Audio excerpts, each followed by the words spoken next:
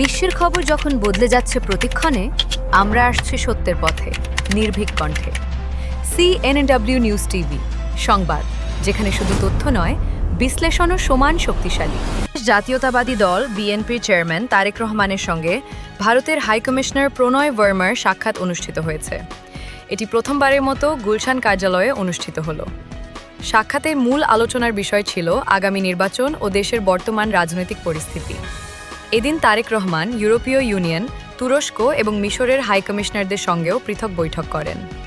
বিএনপির যুগপৎ আন্দোলনের শরিক দল জমিয়তে উলামায়ে ইসলামের নেতারাও তারেক রহমানের সঙ্গে বৈঠক করেন। এছাড়া প্রয়াত মাওলানা ফজলুল হক আমিনীর দল ইসলামী ঐক্যজোটের নেতারাও অংশ নেন। বৈঠকের পর শরিক দলের নেতারা জানান, নির্বাচনী আসনে বিদ্রোহী প্রার্থীজনিত যে কোনো সমস্যা সমাধানে তারেক রহমান সহযোগিতার আশ্বাস দিয়েছেন।